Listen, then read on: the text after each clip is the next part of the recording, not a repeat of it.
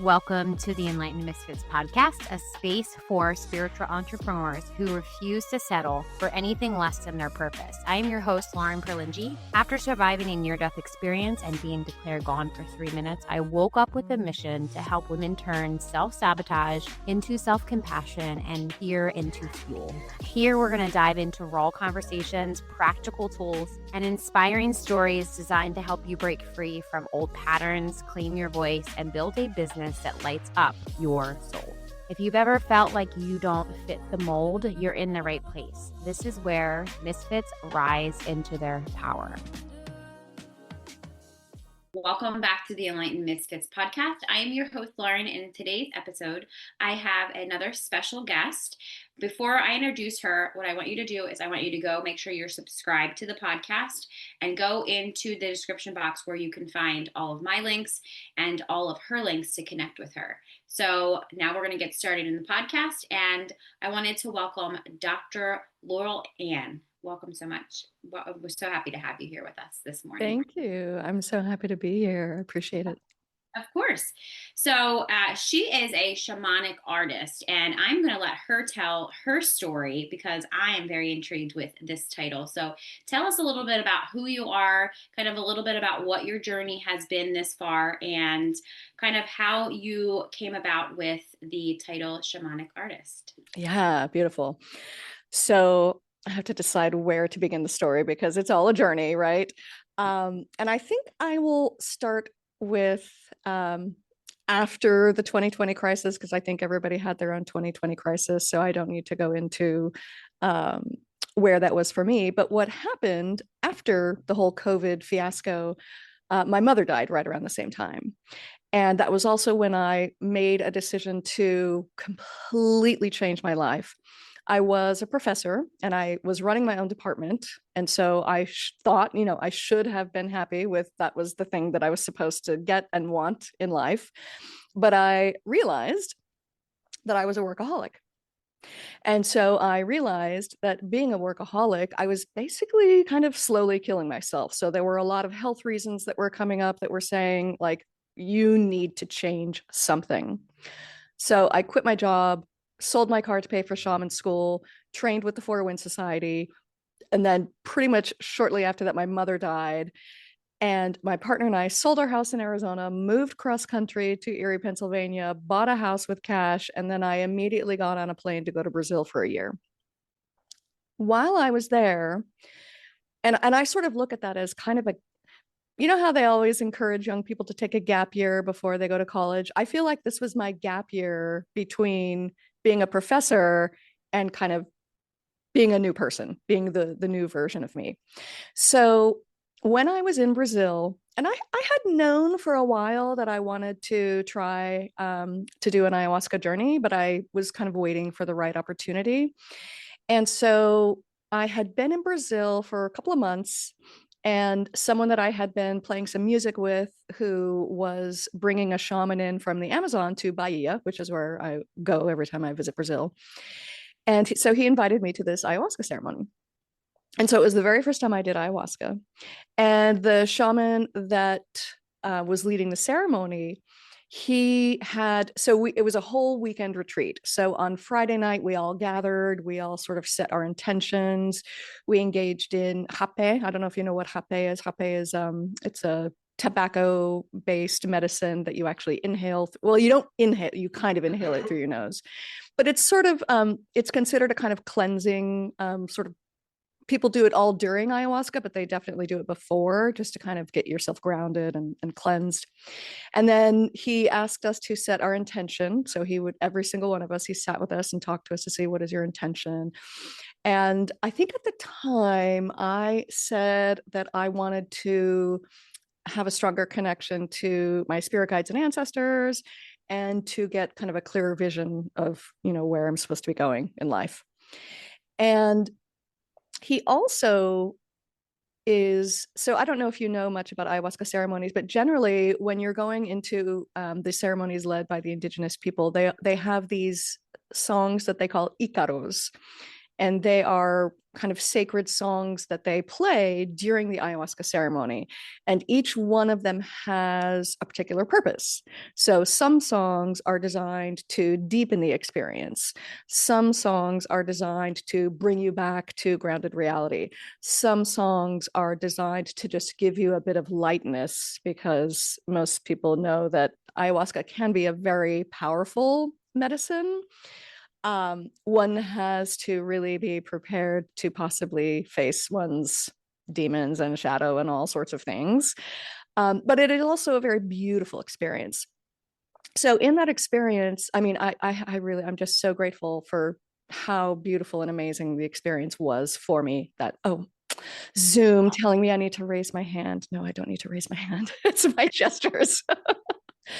So we had the ayahuasca ceremony, and at the very end of the ceremony, the musician, the guitar player that I had been playing with, so it's like dawn and we're all gathered around the fire, and he grabs my hand and he says, "Come on, we're going to sing Nina Simone's Feeling Good," because we had been rehearsing that song. So there everybody was, we're all coming out of this pretty intense ceremony. And so I started singing, my version of Feeling Good, and everybody kind of looked at me like, what is going on? And even the shaman himself, he looked at me like I was from another planet. And he's, presumably done interplanetary travel in his ceremonies, right? He told my friend later that when I sang, it opened up something that he didn't realize existed. And I was like, oh, okay. So, and I didn't even realize other people are like, oh, you open portals when you sing. I'm like, oh, okay, cool. That's a thing. And that's the funny thing about my journey, is I feel like almost every time something really beautiful and magical has happened, it has been a complete and total accident. And I also believe that we are more open to those happy accidents when we embrace and accept all sorts of possibilities and not get stuck in the here's how I do things. I go through my life and I follow these rules and everything is this. So in order to have more of those happy accidents, we do have to kind of be a bit more open to it. So that was when I was like, oh, this is interesting. And then the next day, so then the Sunday, he administered, I forget what the name of it is in his indigenous language, but I just called it birdsong medicine, because his tribe that he grew up in, they have, I guess, like an emblem or a bird for their tribe. And the thing that's distinct about this bird is it can imitate the song of any other bird. And so what he does is he guides us through the ceremony, and it's really designed for one to kind of find their song, to channel their song, to see what their song is in life. And so it's actually a pepper medicine. And so what you do is he kind of drops these pepper drops under your tongue, and we kind of sit there drooling it out for 15 minutes. And then he says you have to do what they call just a bird diet. And so there were all these, like, you couldn't do water, you had to get your hydration either from juice or tea or milk, and you couldn't eat sugar or salt or meat or anything. It was basically supposed to be like bread and milk. We were supposed to eat like a bird for 3 days. And then in that 3 days, you contemplate, you meditate, you tap into whatever's going to happen. Well, what was happening is songs were coming through.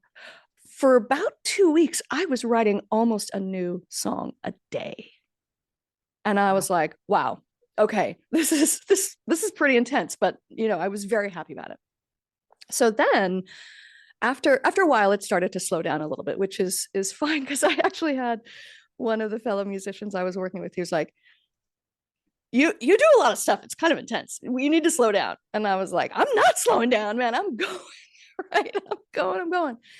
So I ended up writing a whole album of songs. And so that's my album that I released in 2023, and it's called Soul Journeying. It's on Spotify and YouTube and all the places where you can find streaming music. And that whole song, I believe, was really kind of like my awakening to being a shamanic song channel. So then I got back to the States and I started trying to figure out, how I wanted to exist in this space, because I would prefer to stay in Brazil for the rest of my life. But there are some things that need to happen here. So I came back, and I was working with some clients on some healing work. And then I sort of asked myself, I wonder if I can do this for another person instead of just for me. Because what I was doing is I would, on a day when I decided to do this, I would just wake up, do a meditation, usually enjoy a little herbal refreshment, just to deepen the meditation. And then every time I would do that with that intention, it would usually be either lyrics that would come through, or I would just suddenly get like a riff or a chord progression that I just needed to start playing with. And then I would write from there. And so the first time I kind of tested the theory about whether I could do this for someone else was one of my best friends called me and told me that her dog died. And her dog, I swear, was one of the most amazing creatures I have ever encountered. I think maybe he was secretly like a unicorn disguised as a dog. He was this giant white husky, but he was also part wolf. And so he was gorgeous. And he was also just super loving and friendly and playful. He, of course, was protective of my friend, but never aggressive. Right. And so, and his name was River. So when she told me that, it was like within 2 days, I wrote the song for River. And I was like, oh, okay. So I can do this for someone else. And then about a month later, another friend reached out to me. She wanted me to help her do a ceremony. Her mother had passed. She was getting her mother's house ready to sell. There was a lot of energy stuck in the house. There was a lot of healing that needed to be done, a lot of family drama and family trauma that needed to be cleared. And I had never met her mother. And so I was like, how am I going to write a song? I wanted to write a song for the ceremony. And I was like, how am I going to write a song for her if I don't know her? And then instantly I kind of realized I don't actually have to know her to know what she needs. And I ended up channeling a song that I just call the Shaman's Lullaby. And it's a song that I sing to accompany a 7-chakra illumination. And a 7-chakra illumination you can do for a living person, but it's also the step we do for a dying or dead person to clear their energy field before we do the final shamanic death rites. And so I did that for her mother, wrote that song for her mother. And then I realized I can do this anytime I do shamanic death rites or a 7-chakra illumination. So that song came through. Then a few months later, I thought, okay, let me see if I can do this for a client, like just to sit down and say, here, I'm going to. And so I was doing the beta of my butterfly bootcamp program. And I had a little contest in class one day, and I was like, all right, whoever wins the contest is going to get this session and song. So one of the students did the session for him. And then I was like, all right, I think what's going to happen is in a week, I'm going to have a song for you. And I did. So I was like, okay, this is a really wonderful, magical, beautiful skill that I suddenly have, which I never even knew what it was. Like 10 years ago, if you had told me you're going to be a shamanic song channel, I mean, I don't even know that I would have laughed. I probably would have just looked at you like, I'm not even really sure I know what that means. Yeah. So then last year, I sort of went into, there was a big life transitions happened again, as they do. And what I'm realizing now is that I kind of went into a period of about a year of what I call being in the cocoon.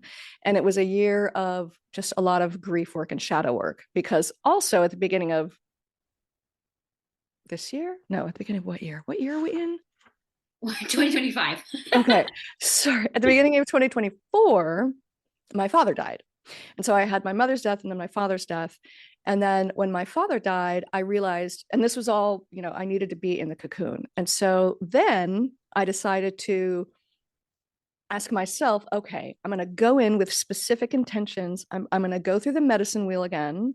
So I'm going to go through the South, which is where we shed our past. And then I'm going to go through the West, which is where we learn how to be kind of the peaceful warrior. So you never fight, but you're always courageous and you always, do the right thing, and you learn how to see past death. And then going through the north, which is where we tap into the hummingbird medicine, which is all about just drinking from the nectar of life. And then going into the east, which is sort of, they call the way of the seer. And it's also where we learn the death rites. So I went through all of those with the intention of once a week writing a song. And I did pretty well for about 6 weeks. And then at a certain point, I just had to pause because it's just a lot of things to come through. So I learned some things about how sometimes you have to just let them come. Sometimes you can do them purposefully, but spirit doesn't always want to work when I'm like, I'm going to do this Friday morning at 9 a.m. Spirit's like, oh, really? Are you? We might have other plans for you. Yeah. No, that's not happening Friday. Right? Yeah. So the songs that I write, doing this process, because I do also just write songs without necessarily the shamanic channel, but the songs that I write with this process do have healing properties. And I've heard from people, like when I sing that shaman's lullaby, just singing it, they're like, I feel like I had some healing done just by listening to you sing that. So like that whole album, the 2023 Soul Journeying album, it's about an hour long, and it's a great album to listen to if you want to just like sit and do a deep 60-minute, whether you're enhanced by any plant medicine or not, but just to do like a 1 hour sound healing meditation with that soundtrack. It's a great thing to do. So that's kind of how I learned that I am a shamanic artist and that I can do this process that I call channeling, like shamanic song channeling. Well, thank you for all of that, because I am so intrigued with all of that, and I understand to a level, like maybe not a deep level. I actually became a shamanic practitioner two years ago. Oh, nice. Yeah, so I'm listening to you and I'm like, oh my gosh, this makes so much sense, because I had a thought, I need to go back through the process myself. Yeah. Not with a mentor, not with one of my friends that I did this with, because I had told her, she's a very dear friend. I said, I think I need to go. I knew I needed to go through the shamanic journey path this lifetime to clear out a lot of things from past lives. Yep. And I resisted it this entire lifetime. And I knew that was what I needed for my own, because it was like I would, I went through Reiki, I did Theta Reiki, I did this, I did that. And it's like, I knew what I needed to do. It was like that deeper level. And when somebody asks, well, what does that mean for you? And I'm like, well, every part of me is always going to the root. And I feel like, from my perspective, the shamanic journey is that you get down to the root. It makes so much sense. And it's like, sure, I was probably a shaman in a past life. I'm not a shaman this lifetime. That's not what I claim to be, but I just knew I needed to do that. So when I'm hearing you talk, I'm like, oh my, I'm having so many aha moments of like, oh yeah, this is my reminder that I had told myself I needed to kind of go back through, especially right now and like what's going on in today's world, Right. like being in the South and, going through North, South, East, and West again, like taking myself back through, because I can do that. I don't need to have my mentor anymore.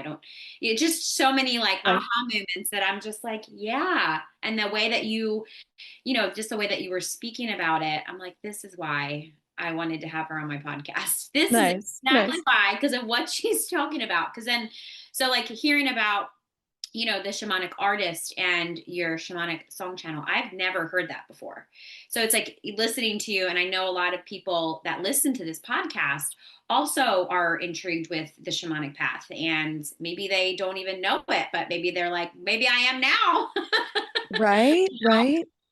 Yeah, so it's amazing that I'm excited. I'm gonna go listen to this, and I'll make sure that the links are below so I'm telling people, go listen to that Nice. hour long, because I feel like it's what people need. Especially, I feel like what I heard you say, maybe you didn't say exactly, but you have used this channel through grief too, and probably didn't even realize that you were using that to allow grief to kind of move through you. For sure, for sure. And I even when I went through my training, well, one thing I learned is everybody has their own different flavor of shamanism.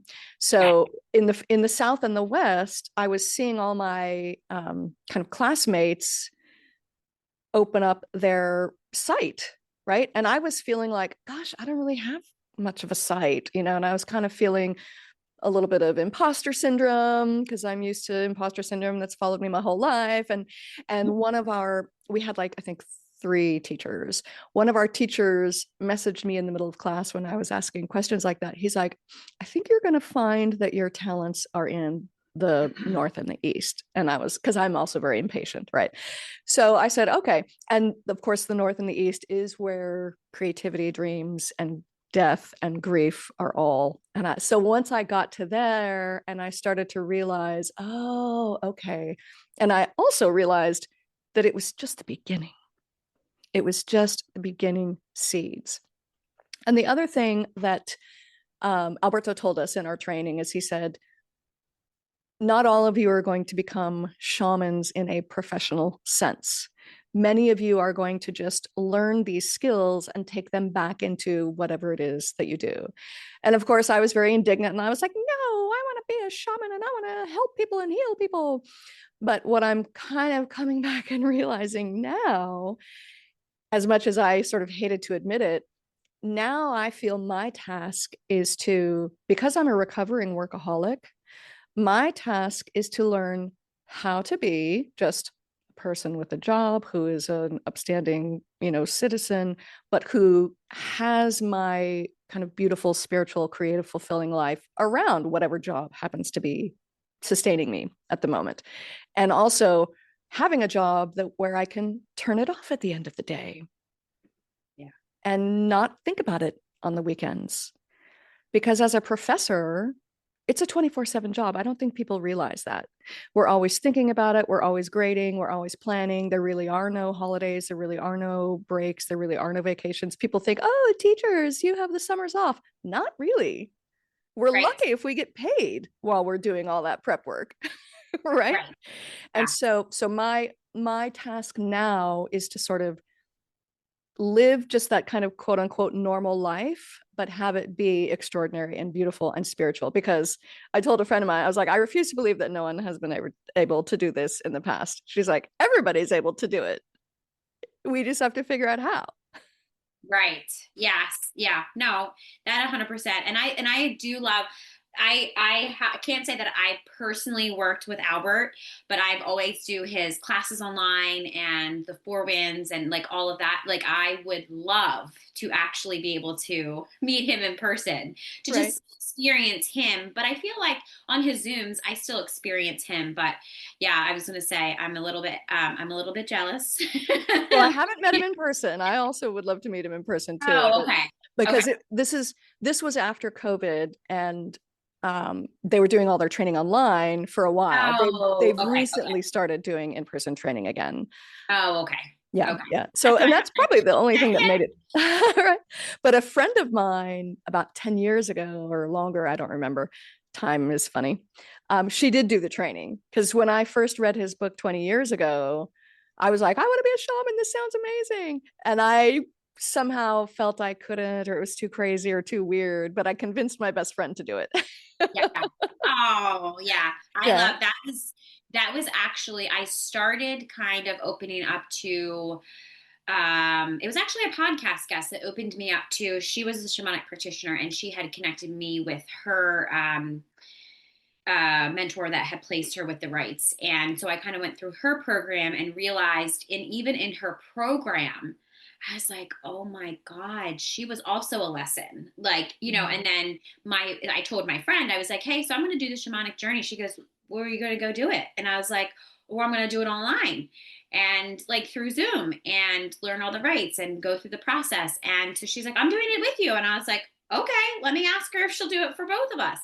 So the experience was amazing because in that experience, I was still going through normal life, normal situations, but I was like, it was being shown. And she had said she's a book reader. So and I like to read books too, but it's not like I'll go look for a book. I'll do an audio versus go look for a book. She goes, read this book. And it was Albert's book.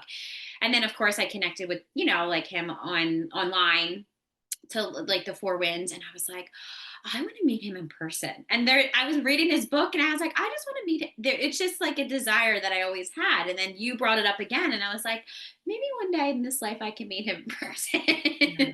And Marcella too. Marcella is a very powerful person. Yeah. Just to meet him like 5 minutes. That's it. I just want to say that I met him. And it's just because the way that he speaks through books and just online and just the way that he just speaks about just the shamanic path regardless. And you're right. That's another reminder too, when a lot of people are attracted to me and they're like, I want to go, they see that I have the title shamanic practitioner. Like, I want to be a shaman. And my question is, you can, and you don't necessarily have to be placed with the rites if that is not something that, is your path. But it's, you have to kind of go through the journey. And there's a lot of times that I've took people through the journey and they don't necessarily need to be practitioners to, ultimately that's the reason why you would go through it, but to kind of give the medicine. But just in through the process, I feel like even that, just going through that process and having the knowledge and be able to do that for yourself over and over and over again. And here's me at the beginning of the journey. I'm like, okay, I'll just go through this once. And Spirit's like, no, you're going to go through this again. And it was like my push of literally listening to you.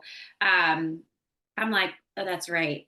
And I feel like I thrive a lot in the South, like North, South, the underworld. And and a lot of people I've noticed that when I have taken them through the journey or I'm just talking about things that are down in the underworld, it's comfortable for me, which is very weird to say out loud because most humans don't like humanness doesn't like to be in the underworld. And I like to thrive there, which is so weird for me to say out loud.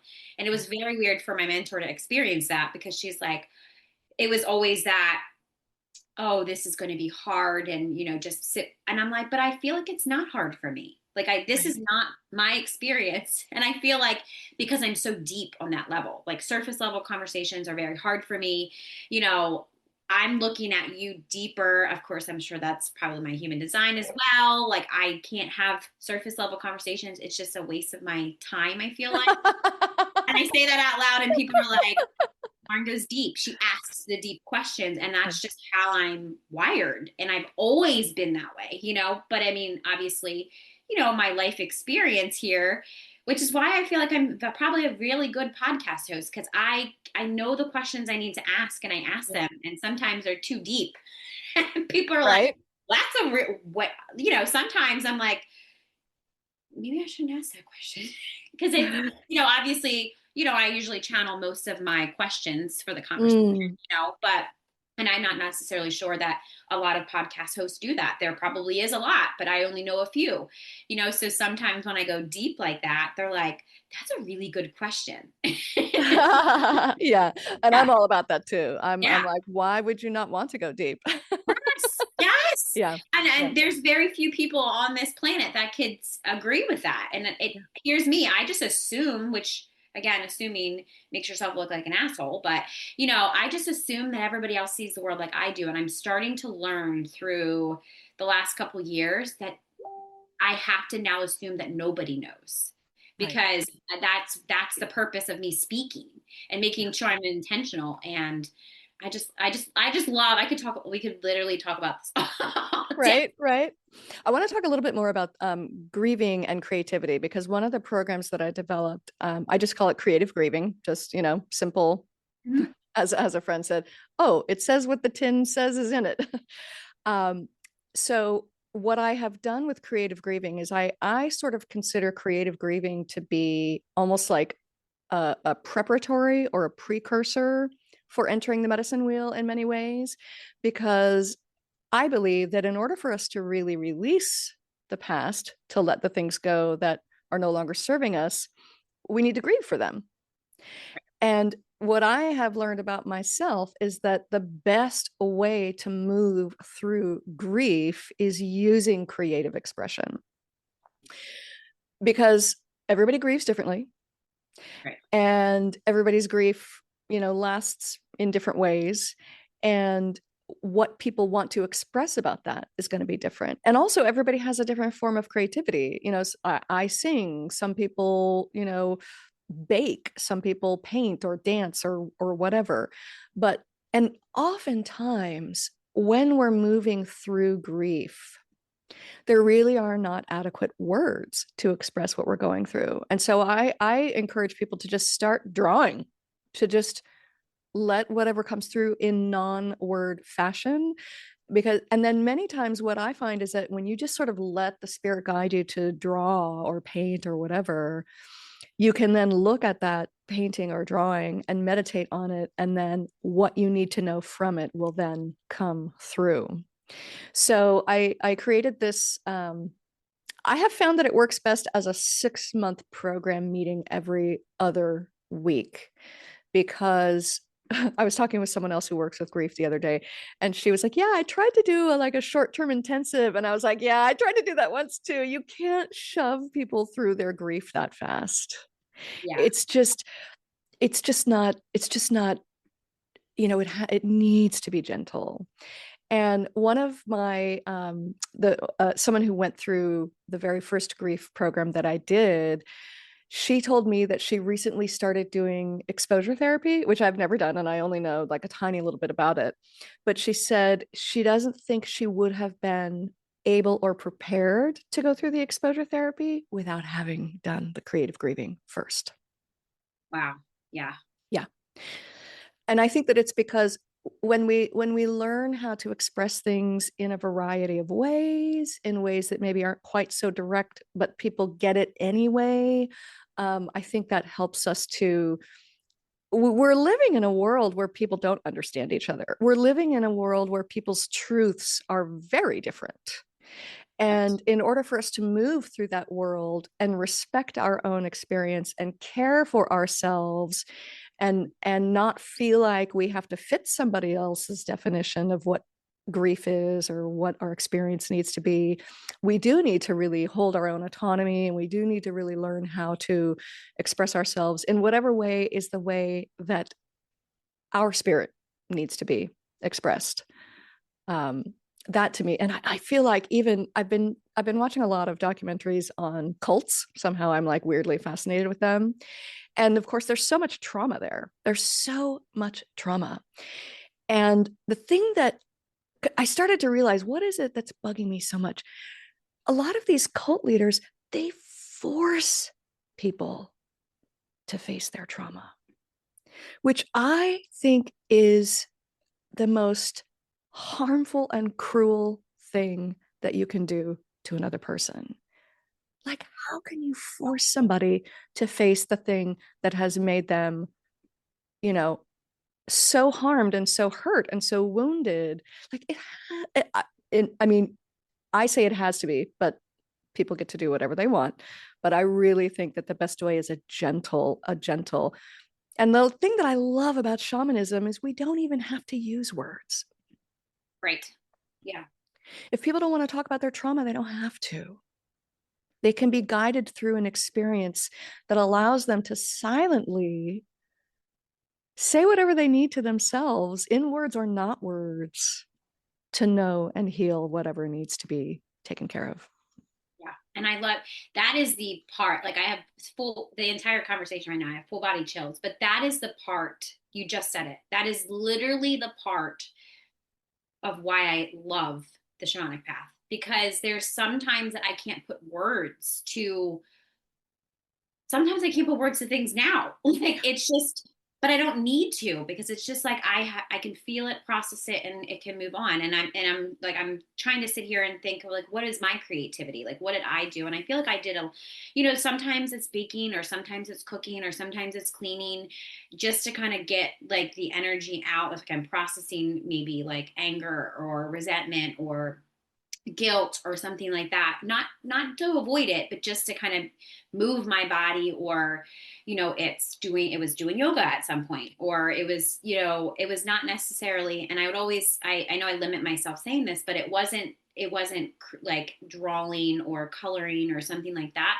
But I've started to do that with my daughter. She's 5, and I'm trying to kind of I'm back to let's color together. And so then I'm like, but maybe it is coloring for me, because maybe I'm coloring with her to process something that I'm not realizing, at that moment. Like I'm not, maybe it's subconscious, like maybe I'm just consciously trying to conscious parent her and, also conscious parent myself at like the same time. So Right. I definitely feel like my creativity, for me anyway, can be different, which the listeners also, I feel like for them too, it doesn't necessarily have to be, performing something or writing something, or, I automatic journal a lot of the time. So I just let things flow, and it's like I don't have control of what I'm writing, and I just write. And then I realized I'm reading it, and I was like, oh, okay. That makes sense, But at the time, it's just like, or it's like where I'm a direct channel that I can see things, hear things, and I'm just writing it down, or I'm speaking things out loud that I'm like, oh, I didn't realize I'm telling myself these things until I actually speak it to somebody else, which is, again, on the podcast, being very vulnerable with my own experience too, and listening to other people, like love learning from people. Same thing with clients too. And I feel like that is probably one of the most powerful things that, I have learned, alchemizing my emotions, or Yeah. Oh, alchemizing your emotions. I wish more people knew that phrase exists.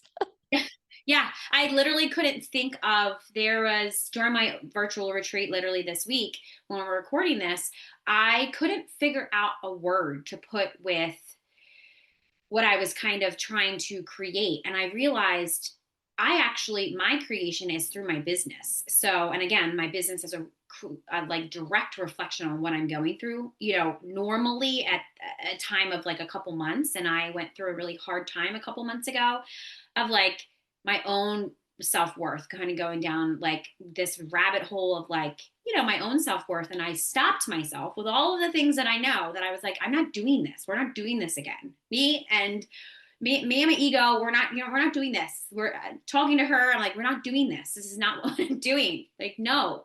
So like, and then creating 3 different processes that I took myself through. And then I'm like, hearing other people talk, and I'm like, I need to teach about this. And I know I needed to create a virtual retreat, or I was in the process of doing that. And then I was like, I totally shut down what I was going to do and literally just built this. And it's just, that's how.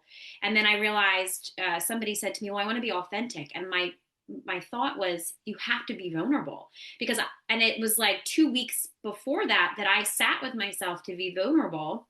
And I felt like, well, then when she said that, I said, well, the only connection through vulnerability is to be authentic. Like that's the only connection. You have to have that connection. I mean, and then I'm like, I'm telling people they have to have that connection, but maybe they don't. I don't know. But it's like the only way that I figured out how to work through all of that negative self-talk and the self-sabotage and, all of those lower end vibrations. And then I'm like, I think I could teach about this. That, I think Right. other people should know this. The same reason why I talk about human design, because it's like, I just could teach you your human design and you could do whatever you want with it. And when I'm doing more of that and talking more of that, people are like, oh my God, how do you know this stuff? I'm like, I don't know. I can't even explain that process. It's just, I've been so obsessed with understanding, where is this coming from? Why am I acting like this? Why do I treat people like this? Why do I feel like this? Why are other humans doing this? Like, it's just, it's in my human design. Now I know this, I'm aware of that. But it's like my whole life, I want to understand more and more and more, and why. Like, I'm like that kid when you Why? why? And it's just like, it's not frustrating to me. I'm sure it was to my mom and my dad. Oh my God. Like because they didn't have the awareness. And, now looking back, my parents, being able to see that, watching me parent my daughter and not giving her the answer. I have the answer in my perspective, but that's not her perspective. So it's like, let's figure it out together. Well, mommy's perspective is this, and your perspective could be whatever it is, like giving her that I'm in control of my reality to a certain point. She is 5. Right, right. Yeah. Well, when mine was 5, I taught him to be a questioner. And then of course, by the time he got to be a teenager, that meant I never got to say because I said so. Because he would be like, no, I need to know the reason why I have to do this homework. Yes. Wow. She has not said what, like, she probably hasn't, not that I can remember that she said that. And just because I don't, again, that generational curse and trauma or whatever you want to call it, I'm breaking that. And that was the reason why I went through all the things I went through. Right. Yeah. So like, she was my reason for a long time until I became my reason, Yeah. all of that. Yeah. Okay. There's so many things I want to respond to. Yeah. I want I'm to going to talk stop about, there, but yeah. right. I want to talk about vulnerability, but first I want to talk about that generational wounding. One of the moments, and this was early on in my training, that I kind of realized what it was all about. It was the time of COVID when people just started getting vaccinated and we just started reaching out to each other and visiting each other. Like, let's finally, after these many months, have a dinner with some friends. And I was getting the house ready and I was washing the dishes, as one does to get ready for a house of people, right? And I was getting really annoyed and irritated. And I was like, why am I doing the dishes? Why do I always have to do the dishes? And then I stopped and I was like, that's stupid and not true. I don't always do the dishes. My partner and I share. We do the dishes about equally. Like there's no, I don't think there's any time when any one of us has done them more or less than the other. And then I was like, okay, pause. And I was tapping into a technique that I learned from a woman in the UK, Chloe Cousins. She calls it connect, accept, detach. Connect to the feeling, accept that it's a natural, normal feeling, and then let it go. And so I said, okay, what is this feeling? And I realized doing the dishes was connected to my mother's trauma. Mm. She was abused as a child by her stepfather, and it would happen while she was doing the dishes. Wow. And then I realized my son's first job was dishwasher. And I'm actually getting chills right now. I was like, I could see the wounding. So I was like, okay, what do I know how to, all I knew how to do was open my viracocha and just sit and see whatever happened. And as soon as I did that, I could feel a thread of energy going backwards out of the small of my back towards my mother and going frontwards out of my abdomen towards my son. And I was like, oh, okay. A tiny little thing like that just allowed me to release that generational trauma a little bit more than I had prior. Wow. That is a very simple, very powerful. Thank you for that. Thank you. So listeners, if you everybody try that and make sure you let us know when you're listening to this. Wow, I'm gonna definitely, that's very powerful. Just that very, very short, like tiny simple thing. Yeah. The awareness. Yeah. So now I want to talk about vulnerability. So when I was doing my PhD in theater, one of the things I did was I wrote and performed a one-woman show that I called How Not to Make Love to a Woman. And it was a performance about leaving an abusive marriage. Mm-hmm. And the opening of the piece, I start out naked on the ground with words written all over my body, like shame, guilt, victim, all the things that I was feeling after leaving an abusive marriage. And I ended up writing an article that got published. One of the few things I wrote that got published. And it was about critical vulnerabilities. And it was about, I actually haven't read that particular article in a while, but you can find it. It's online. I'll see if I can find the link and send it to you. Okay, thank you. It's critical in the sense that it's like you said, in order for us to be authentic, we need to be vulnerable.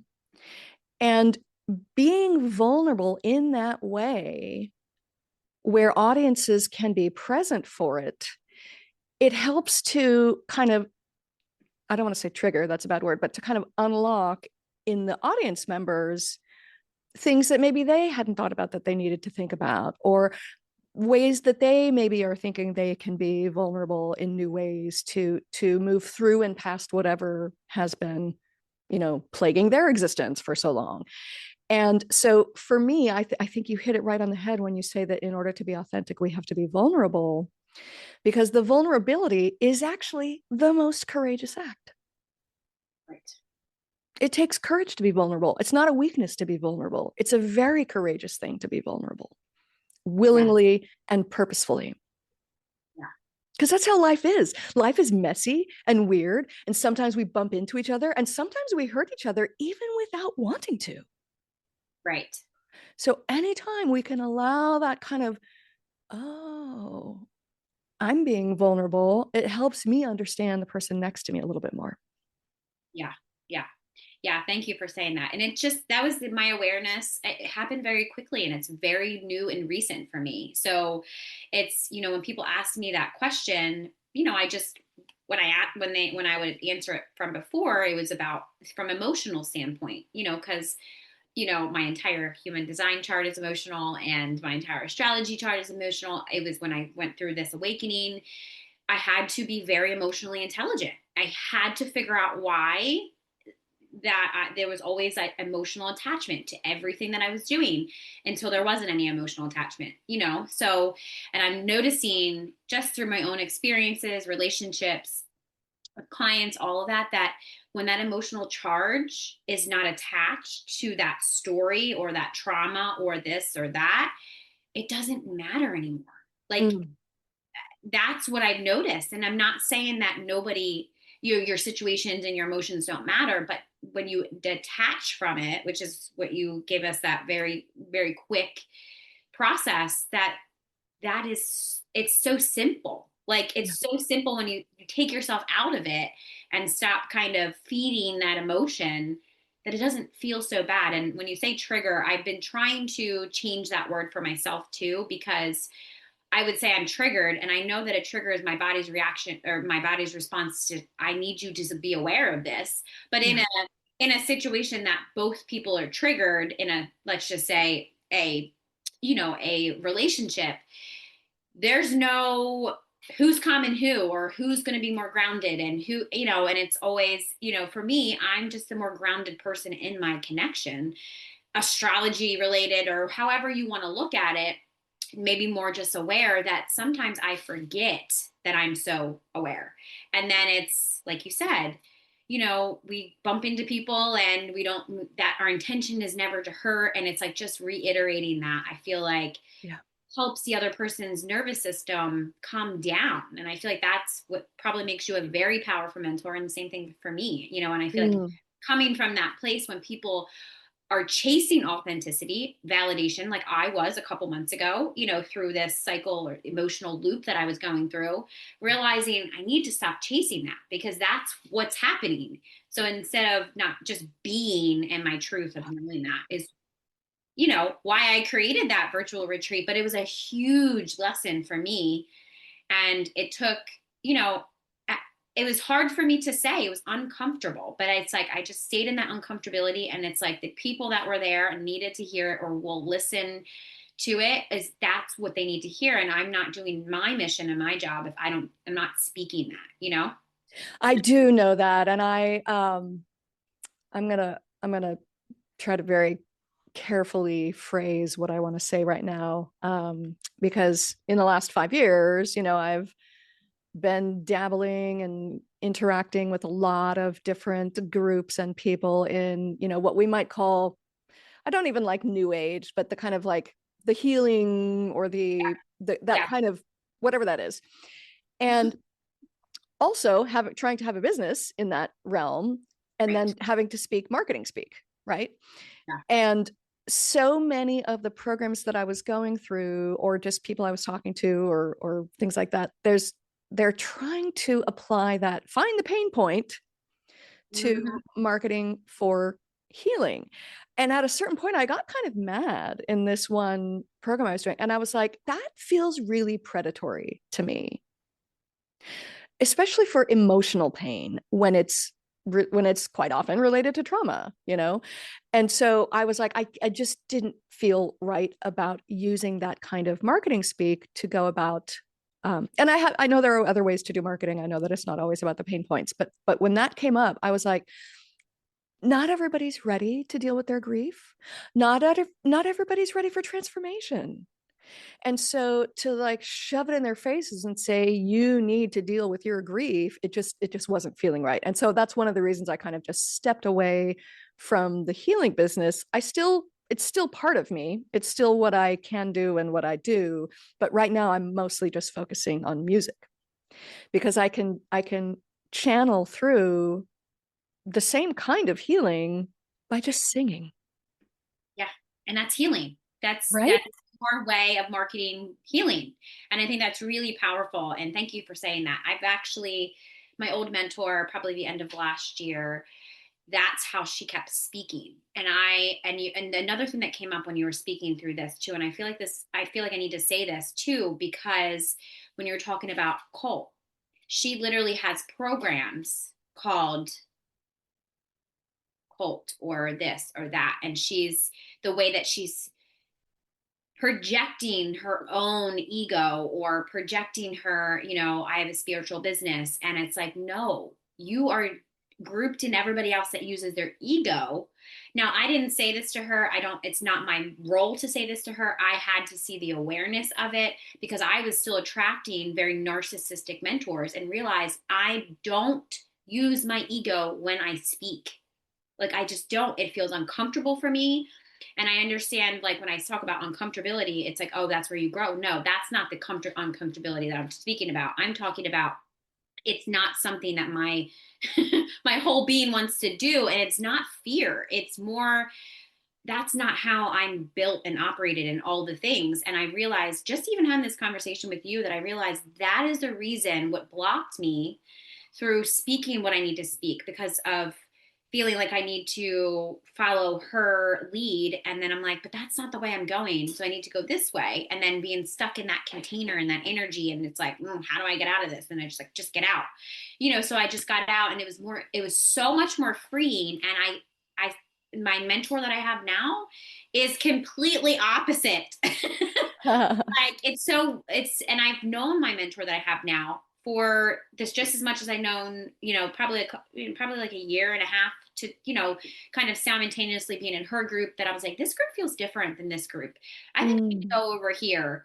And it just feels like at home. And when I talk to her and I've expressed this to her and, the limitations of ego and shedding the ego and stuff. And, that's her way. But when you triggered my mind to think, oh my goodness, that actually was my block then, especially when, I also speak too. And I was speaking from a place of like, I can't use that, what I've learned, because it's like, it's just not authentic. Like, and yeah, I've had a lot of aha moments on our, Nice. so hopefully everybody listening would realize, like, and I speak this to people, like they will tell me I have trauma around hiring narcissistic people as my mentors. And I'm like, I have now an awareness and I have now like, me too. And then it's just like, okay, but it's like, now this is what I did. Let's figure out, how you can do that too. But it's a huge thing right now. It has been. And these are from people that are speaking, from, this place still, but also trying to project, oh, the dark side and, this and, the fear mongering and all that. And I'm like, in my mind, I'm like, but you're part of it. Yeah. Yeah. All those documentaries on cults that I've been watching, the thing that makes me so sad about the situation is that they happen to people who are so genuinely seeking. Yeah. Yes. And that to me just feels like just the cruelest thing, to take somebody who's genuinely truly seeking and to manipulate and use that because you're a narcissist. It's like, oh, it just makes me so sad that that happens so frequently. Yeah. And and it does make me sad. And it's like, I'm just going to be the light that I know I am. And it's like, try to, you know, it's the same thing with like the whole money situation. And, you know, the money, like that's another thing. When I speak about it, you know, usually it's an emotional money, like money wound, emotional wound, money wound. Mm. And obviously that's surface level, but that's where society can understand because it's money or emotions. Like they understand that.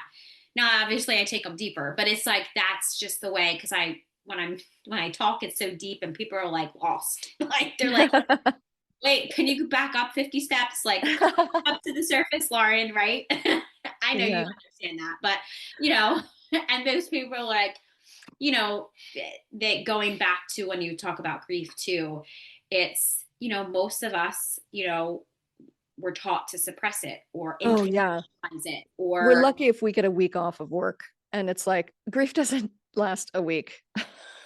it's a It lasts journey. a lifetime.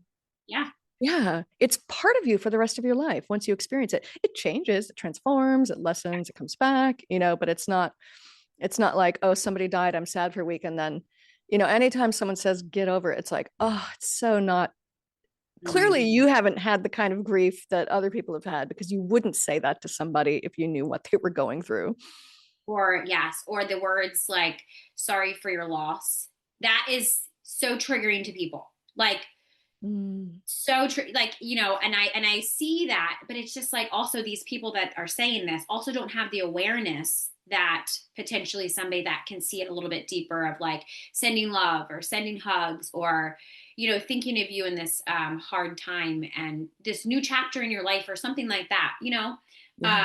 it I just it gets me like up sad for the person because it's like I know that they are probably reading these comments out of people just genuinely trying to give attention to that. But sometimes that also, the person's like probably mad, hurt. Maybe it's a cycle of the mad or hurt, and you're gonna get that. And it's just like just understanding that. I feel like with all of us, and I feel like grief too. I have to remind myself, included. I'm always included into everything I say. You know, I'm not Right.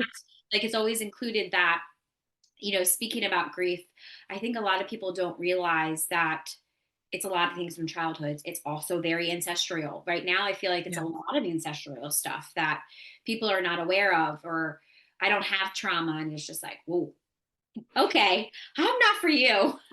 Right, right, right. Yeah, like that's that is that's out of my league right now. Right. Yeah. And it's like, wow, you haven't had any trauma. Lucky you, right? Yeah, Like, because I jokingly say everybody has trauma, and maybe that's not fair, because I do believe that people have different degrees of yeah, trauma, and some yeah, people have been very, very severely traumatized. yeah. But, we've all had rough experiences. And the more we stuff them, the more they're going to come up later in really ugly ways, which is why I sort of feel like everybody should go through shamanic training. Because if we all could learn the skills of navigating the unknown, navigating the mysteries, navigating the wounds, navigating what does trigger us, understanding and just allowing for those things to move through us without feeling like we have to fit into a box or fit into, you know, things that are not a kind of natural flow.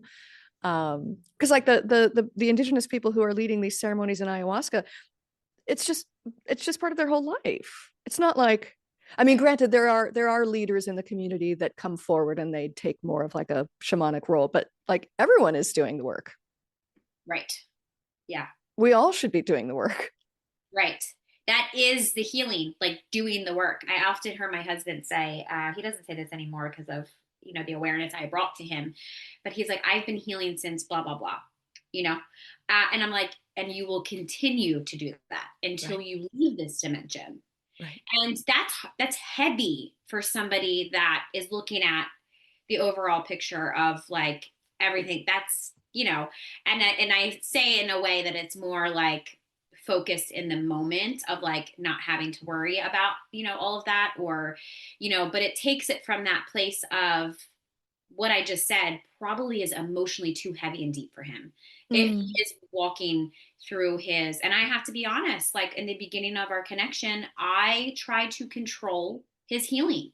I'm so sorry for laughing. Yeah. Oh, yeah, yeah, yeah. Yeah. One of my songs on the album, called "The Hardest Thing," is, I call it the healer's lament. The hardest thing is to just let somebody walk their own path, even when you know the way. You can't walk it for them. You can't tell them what to do. You can be present, you can be loving, you can model positive behavior, but you cannot force anybody to do their own work. And it's been a very eye-opening awareness journey the last 3 years, because I was like, wow, like I know about control, and I know that, I used to call myself a recovering control freak, but I stopped calling myself that because I know control is a little bit delusional. Like nobody Mm, don't really do I really have control over my life? No, right. I don't. I don't Yeah. have I control my behaviors and my words and my actions, but like do I really have like control is kind of one of those things that it's just like ego. So it's like, I can just control me, and it's kind of like that back, and it kind of can get to be that back and forth in a connection, or, with defensiveness and trauma and ego and all this stuff, that I realize that sometimes me just saying nothing is actually more powerful. Yep. And I'm like, and the only reason why I'm saying this is because I feel like a lot of people in relationships, marriages, connections, like, with your kids and all this stuff, that like, it's about control. And it's like, it always comes back to that. And and I'm aware of this. Was I aware of it now? No. If you told me that that I can't control you before, probably I would look at you like, try me, like, but I was so controlled and so confined and in a box, and like, all of that stuff that, having my own awareness now, forgiveness and, all of that, that it's like, I can speak on that because I understand both sides now. And I understand where the other person also feels, and how I was a shitty friend, or I was a shitty, in my relationship with my ex-husband, that's very narcissistic. I understand that boundaries now, giving that hope of like he can change, he can heal, he'll do better for our kid together, and realizing 5 years later he's in the same spot that he was 5 years ago, and I'm like, well, And God. that's okay, because that's his journey, right? Yeah, He gets yeah, to do it at whatever is, the yeah, timing. And it's funny, this whole idea of being in control, the the the the desire or the insistence, like, I have no control. Part of yeah, me wants to say, of course, none of us has any control. Just like when I was going through the whole 2020 fiasco, and yeah. I was like crying every day because I thought the world was collapsing and da da da da. And my partner was like, "Why are you crying again today?" And I was like, "Everything is so fragile." And he's like, "Are you just realizing that now?" So I feel like as soon as we can accept that, yes, everything's fragile. Yes, we have no control over everything. And that's okay. We Yeah. can move through the world without control. We can move through the fragile world, the fragility of everything. We can move through that, and it's okay. And we don't have to be afraid of it. Right.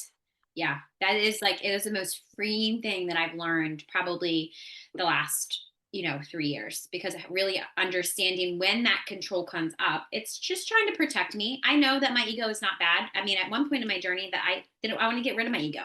Well, then if I get rid of my ego, then there goes my humanness. So I guess I won't Right. be on this dimension, anymore. And that also was experience too, of like understanding that. So Yeah. it was really, it was like really powerful too, and I've noticed that in other people, and it's like coming from a place of softness. Do it Yeah. with my daughter too, because I'm very passionate about things, so, and I talk very loudly, so you know Mm, that comes off, and that tone comes off as maybe aggressiveness that she's feeling in her body, that she's like, oh, mommy's angry, mad, hurt, whatever, and it's more of like, no, I'm fine. And I realize my husband has been reminding me that your tone, Lauren, your tone. And I'm like, oh, okay. Like I have to be reminded that my passion and what I'm saying could feel like to somebody else that I'm yelling at them. and I'm really not, yeah. you know? So it's like, that softness coming from that place of like softness with myself, obviously first, and then not so aggressive. But it's been an interesting transition because it's like, I don't feel aggressive. I'm just really passionate about what I'm saying. But Right. then taking it from, my child that is innocent and, she's just pure, why is she getting triggered from it? Because there must be something. And then it's like I said, back to the ancestral stuff. It's definitely For pulling sure. out some of that stuff. So Yeah, I once heard from a woman, I think she was of Yoruba descent, but I'm not sure. But she said that we humans living on planet Earth right. have an obligation to heal 7 generations backward and 7 generations forward. Yeah. And so to just ignore that there's generational wounds that exist is not living up to one of our purposes here as humans. Right. And so here's what's another, okay, side note. One of my guilty pleasures, my partner got me onto, there's a show called The Dead Files. I don't remember what platform it's on, but the concept of the show is do you know it? Yeah, I know Okay. it. So there's the ex-cop from New York and then the psychic medium, and they go in and they investigate basically haunted houses.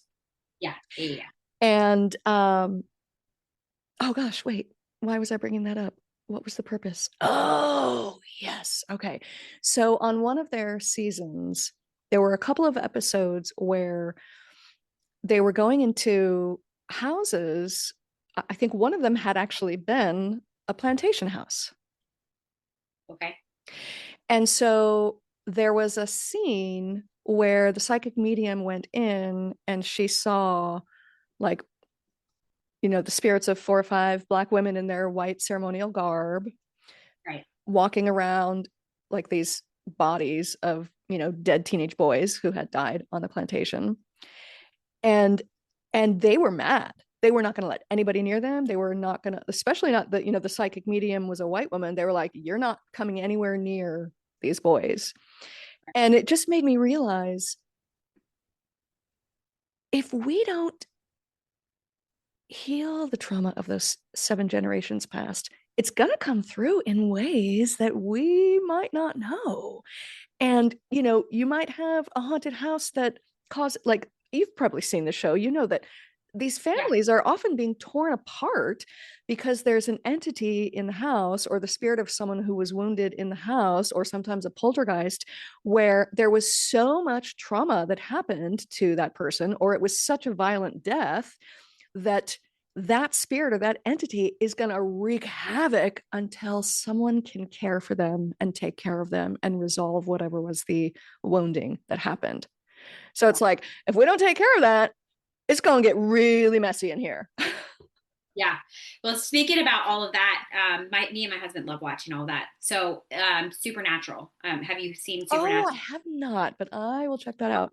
You'll have to now there's like tons of seasons, and I think I've watched it like 4 different times. And I think there is like, I could be lying right now, but I think it's like 10 seasons, 7 seasons. But oh my gosh, it's all of that. They're like demon hunters, and it's funny, interesting. Speaking about demon hunters, there's this new show right now that's called Demon Hunters, and my daughter loves it. And there's it's an Asian based show, and they hunt demons. And like, of course, for Halloween, she was a demon hunter, and she just loves it. And it's like a favorite, like, the song is like viral right now. Everybody is, I think every little girl that I know wanted to be a demon hunter for Halloween. But it's like, it's interesting that is also something that she loves. I mean, she hasn't watched Supernatural with us, but sometimes it's a little bit for Might be a bit much for her. Yeah. Yeah, I think it would do more harm to her right now. But I know that she kind of likes that same thing too, like of, that type of, I guess it would be like entertainment, but it's just like understanding energy. And like you said, space clearing. Sometimes I do space clearing. I've done it before. And it's like, I don't think people will believe in Wi-Fi, but they won't believe in any other energy that's attached or this or that. And it blows my mind that people don't believe in energy healing, but they believe in Wi-Fi. So it's Right. like, what disconnect are you having in your mind that you believe that this Wi-Fi is working, but you don't believe in unseen energy healing? Like, Right. that's what I mind blown. And it's like, how do I answer? Because here's me. I don't know all the physics behind it. I understand it to a deeper level, quantum healing and quantum physics. But I was like, at the end of the day, it's science. So what? Like, I don't, other than that, I'm like, it's science. Like, that's my answer. Like, I Yeah, don't know have how them else. watch some Joe Dispenza. Yeah. So then I'm like, go watch this, go watch that. Cause I mean, like, he is, yeah, Joe Dispenza. And like, same thing with Dolores Cannon. Like, both of them go to a deeper level and understanding it from surface level, from society, what they believe, and understanding and like manifestation and how this manifests. And that word we're thrown around so loosely. And I'm like, but we all Right. manifest our reality. Our reality, is it real? Right. Yeah. Maybe Yeah. it's not. Maybe we're all on a spaceship somewhere. Who knows? Right. Like, Right. who knows? So it's interesting.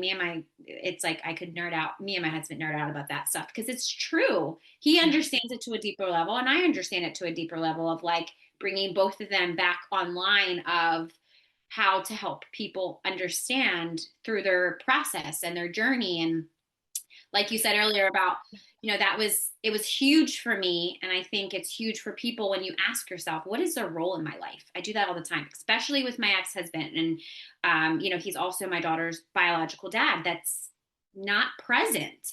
So that's his role. He had one role and that's his role. And it lets me emotionally detach from all of it and understanding all of that there's people have roles and we also have roles in their lives, and just being okay with that. I feel like that in itself is acceptance is like one of my superpowers. It's one of my gifts that I had this lifetime, but it was also on the other end of the spectrum the hardest thing that I had to learn, as well.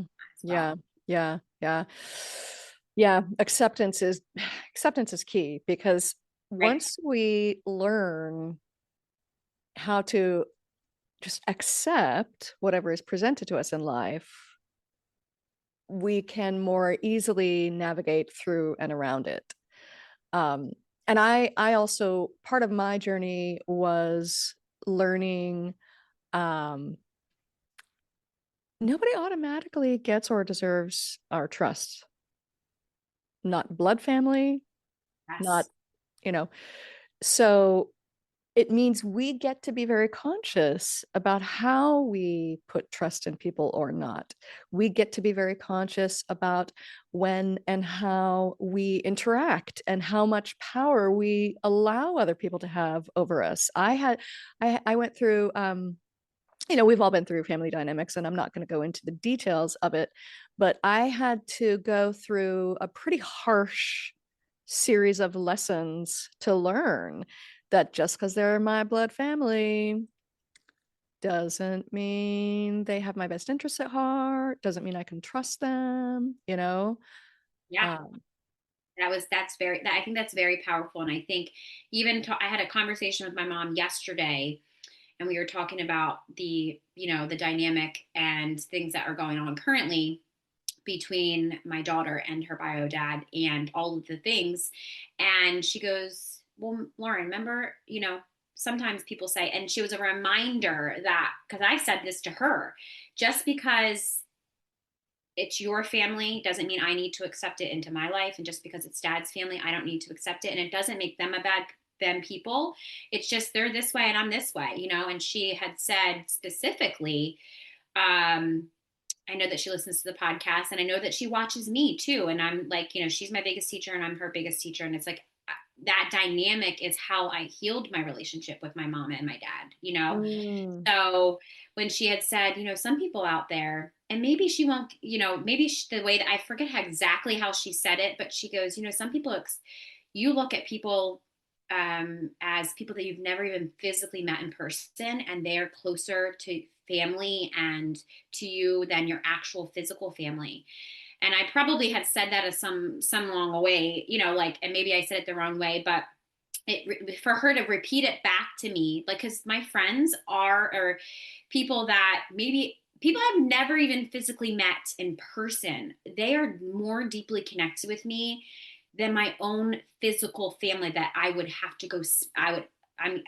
to go spend time with Now it's like I get to spend time with people, you know, like I choose that. But before, without even realizing it, it's like we're family. You have to be with us. And it's just like that whole cycle. I'm like, now my mom has opened her eyes to the other side of it because I put boundaries up through my own, you know, Mm. they would go and I'm not going. You know, if you want to take Lily, that's fine. I'm not going to, if she wants to go see her cousins and I don't want to go, or I don't want to see my aunts, or I don't want to be there, she can go. And if she doesn't want to go, she also doesn't have to go, you know? So it's like, but I think through that and understanding all of that, and like having, you know, having my dad, you know, kind of shame me into going to different things of like his family, and me just saying, no, I'm not going. I'm not going. It's just not what I'm doing. And it's like having that boundary is important. I feel like boundaries are so Yeah. important. And I feel like every level I'm learning boundaries, like with myself too.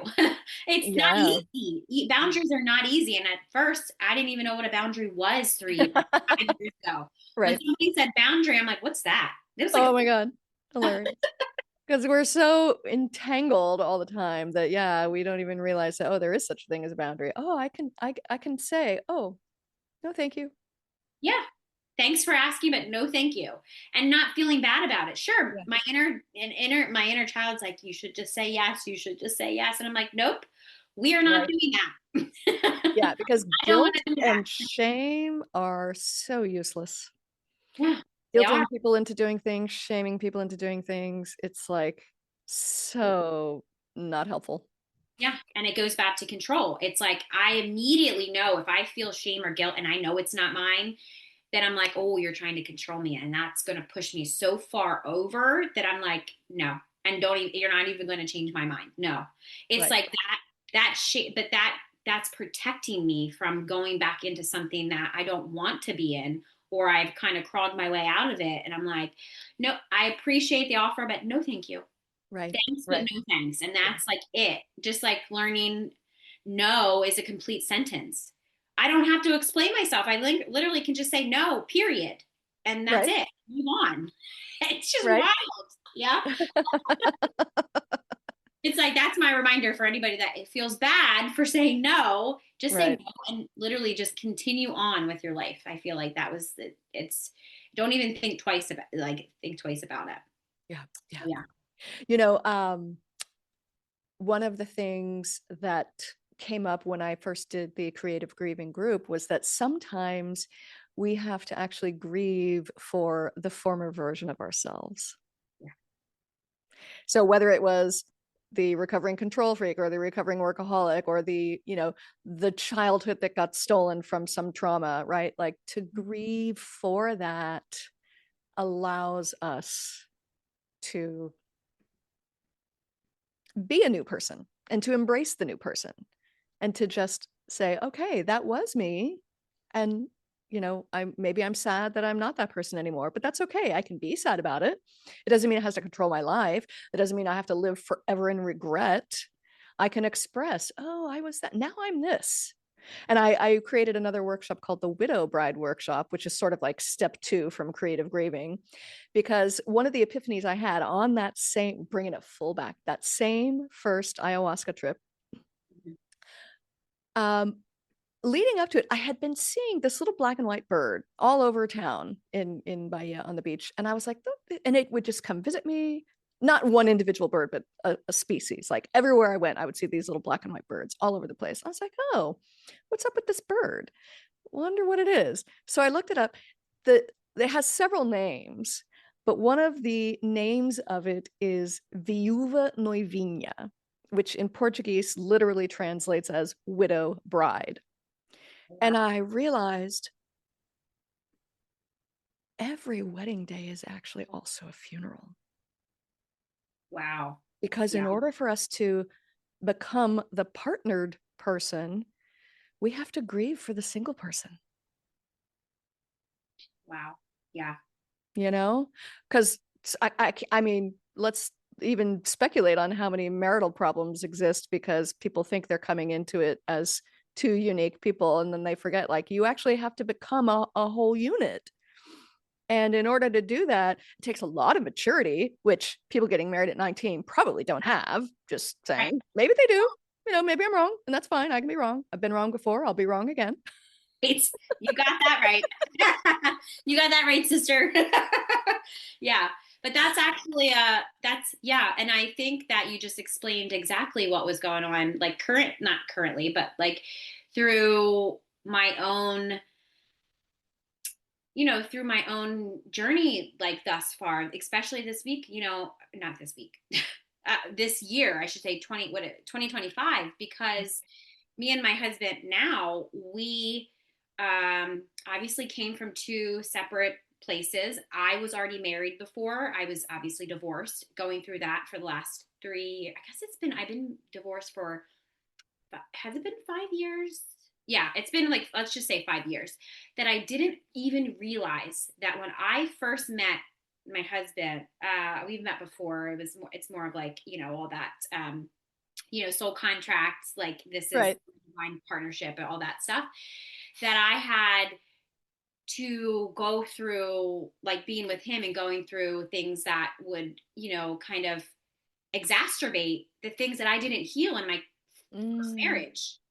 And then I got divorced, and then I would process that. And, my mom had even said to me, Lauren, not with the extent of like how deep I know things. She goes, but you also had to mourn somebody that is still alive. And I'm like, and he's still in your quote unquote life. He's still around. You have a kid, and she just kind of said that to me. And I thought to myself, wow, she even noticed that. And at the time that I was going through a divorce, and it was a very high conflict custody, high conflict divorce. It was not easy that, and if, I kind of use that as my experience of like, how can I use this experience to now understand when other people go through it? And, having the tools to like, I get that, or somebody to say that I see you, I understand you.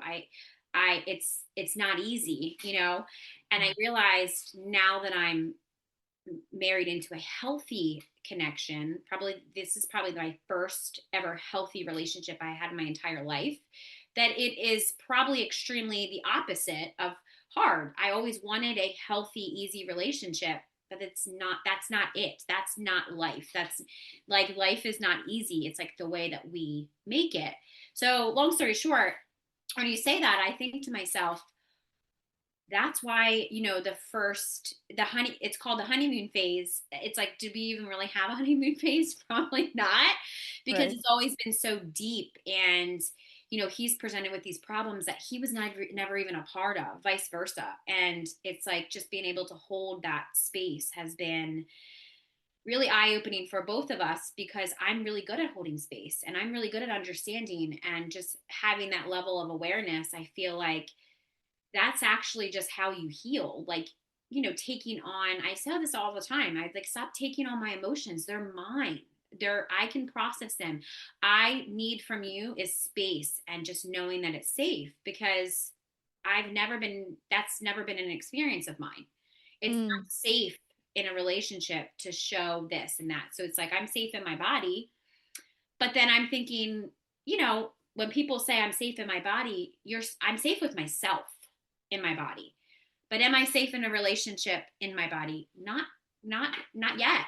I'm still working through that because of that. And I feel like that, and the reason why I'm saying this is because a lot of my clients have said to me that in their relationship, they're safe with themselves. They finally can be safe with themselves. But it's like in their relationship, there's issues. And I'm like, well, I understand this. And I tell them my perspective on what I'm going through. And then they're like, oh, I'm not alone. I'm like, you're not alone. People don't speak about this. They're not speaking about this. They're speaking it from a place of like, they healed it. So it's like, why would they need to continue to focus on it? But it's like bringing it full circle. I even told one of my girls in my membership that she went through a divorce, and she's still going through the messy part of divorce, custody, all this stuff, but she's in another relationship that is actually healthy. And she said to me, Lauren, I feel very fake. And I'm like, well, what do you mean by that? And she goes, I feel like I can't speak about that. And all I had to say to her was just start speaking about it. And watching her online flourish of like that is that is a moment that she needed to hear. Just speak about it. Stop. People are going to judge you regardless. People are going to judge you because you're not in a, you're still technically in separation, Right. Right. I said, but speak about that, because that is your people that you will attract need you in that situation. And I just love, I have body chills thinking about that. I just love that I just was like, speak about it. Just do it.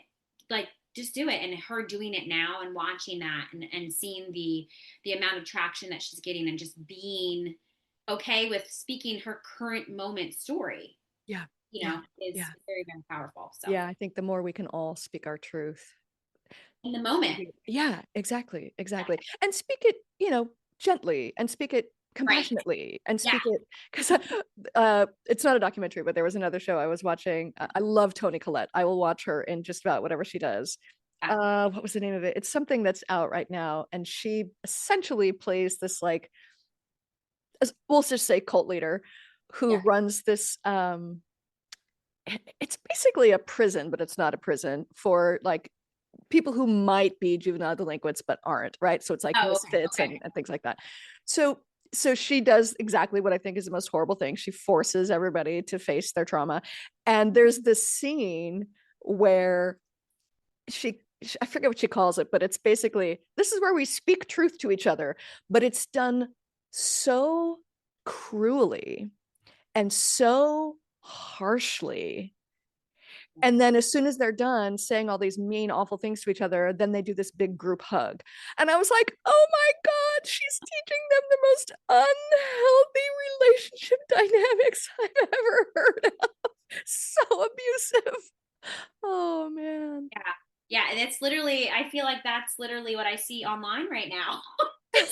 Hearing that, I'm like, oh my God, she just explained what I see online right now. Like, and it's like speaking from that place of, I don't want to say everybody is doing it, but it is a huge population right now that people, I'm like, does anybody else see what I see? Like, but then I get into like intimate conversations, like on my podcast or like with clients or like just in general with anybody else or in other groups that I'm in.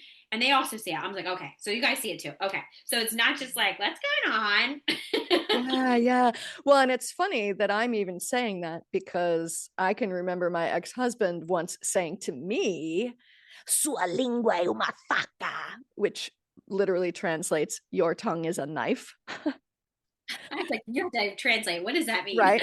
And so what I didn't realize at the time was that I am a very direct person. I also, one of my triggers is lying. I have a really hard time with lying, but I actually worked through that in my dissertation in a way that I'm not going to get into right now. Yeah. But to find out that sometimes when I speak my truth, it cuts.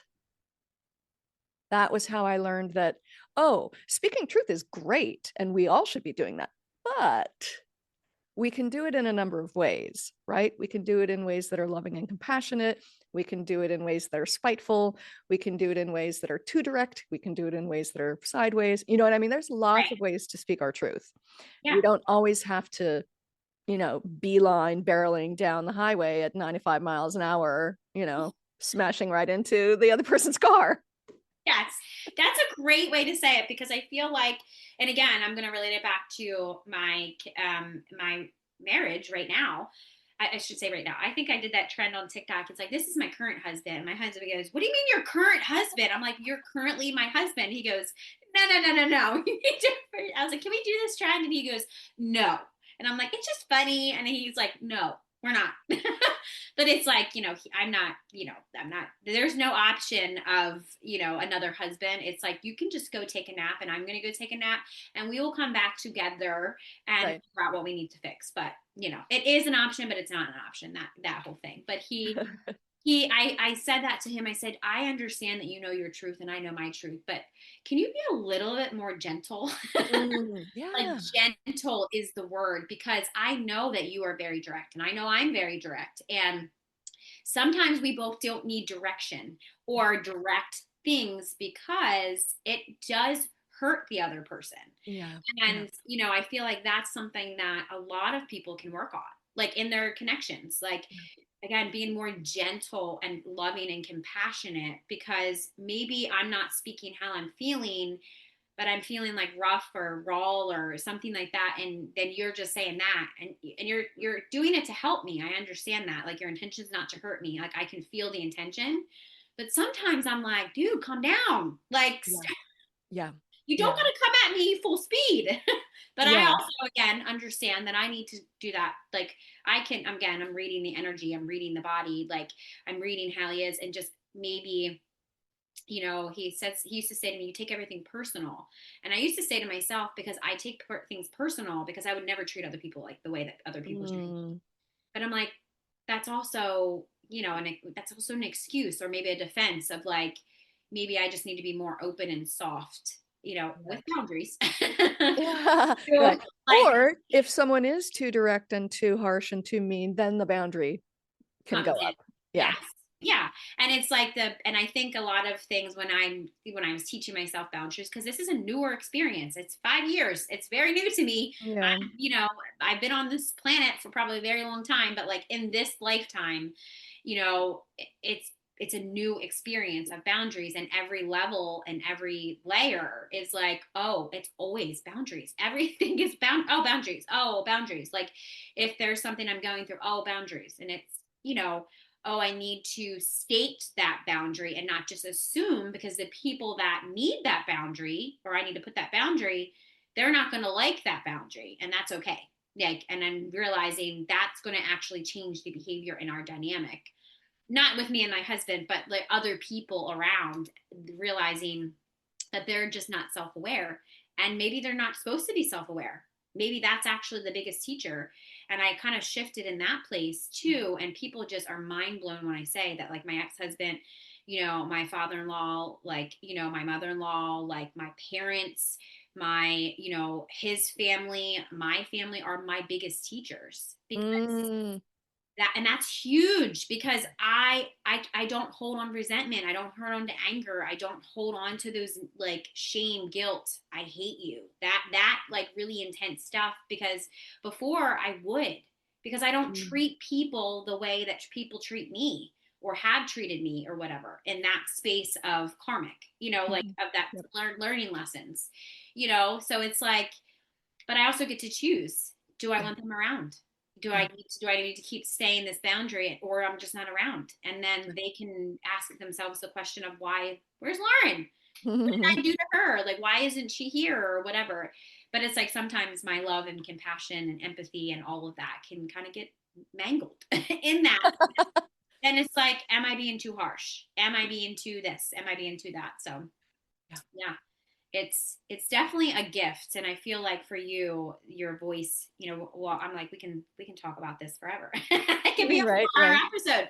But I feel like for you, your gift is definitely your voice. And if somebody, the listeners have been listening, thank you so much for staying and listening, because I know that they're still listening. Right, right, right. What message would you share with somebody that maybe has been silenced, or has silenced their voice, literally or metaphysically, and longing to reconnect with it? I would say start by speaking softly to yourself. So for me, this is one of my journals. I love these, and I've got a whole stack of them over here. I love fancy journals.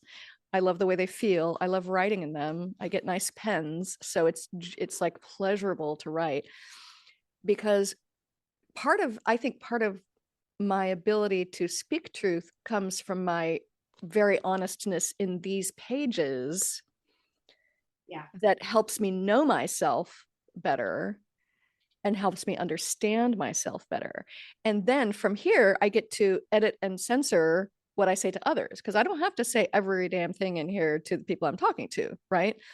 But definitely, if if if you've been feeling silenced, find a channel for the things you want to say, or find it non-verbally, right? Find it in painting or dancing, or one of the most powerful practices we did was the ancestral constellation, where he teaches us to kind of do the unwinding dance, where once you've had the dialogue with the ancestors that you're dealing with, that you want to reevaluate and redefine that relationship with, then to take, the stick that you're going to burn in the fire and then just dance those threads of whatever was that karmic wounding that attached you together, just unwind it. And that movement, physical movement of the body, can be some of the most effective ways to move